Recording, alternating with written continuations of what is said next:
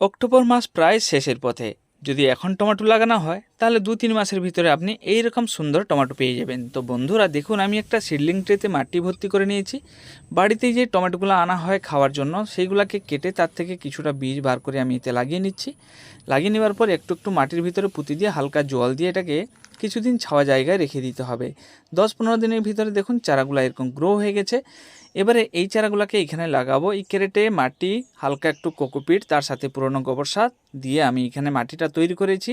এবারে এই চারাগুলোকে একটা স্টিল চামচ দিয়ে তুলে নিচ্ছি, তুলে এগুলাকে লাগিয়ে নিচ্ছি। বন্ধুরা, টমেটো গাছ লাগানোর সময় কোকোপিট না দিলে ভালো, কারণ এটা জলটাকে বেশি সময় ধরে রাখে, আর টমেটো গাছ বেশি জল পছন্দ করে না। একটা ক্যারেটে 2টো করে চারা লাগিয়ে নিচ্ছি। একটা যদি মরে যায় তাহলে আরেকটা থাকবে। প্রথম 2 দিন 2বার করে জল দিতে হবে, তারপরে দিনে 1বার করে জল দিতে হবে। কম কম করে জল দিতে হবে। কিছুদিনের ভিতরে গাছগুলো এরকম বড় হয়ে যাবে। এবারে এইগুলাকে বাঁশ দিয়ে সাপোর্ট দিয়ে দিতে হবে। সাপোর্ট দেওয়ার পরে দেখুন আর কিছুদিন যাওয়ার পরে গাছগুলো একটু বড় হয়ে গেছে। এবারে এতে ফুল আসতে শুরু করেছে।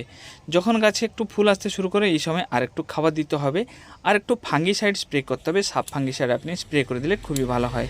এবারে এর নিচে যে পাতাগুলো আছে পাতাগুলোকে কেটে দিতে হবে। এইগুলো থাকলে কিন্তু গাছে বেশি পরিমাণে ফল দাঁড়াবে না।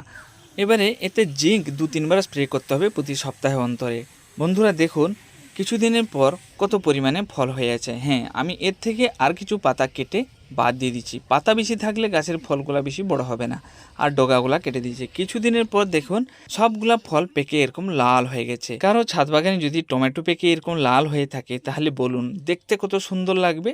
যখন এইরকম টমেটো পেকে লাল হয়ে যাবে তখন দেখতে তো সুন্দর লাগে, আর টমেটোগুলোকে আমাদেরকে হারভেস্ট করতেও মজা আসবে।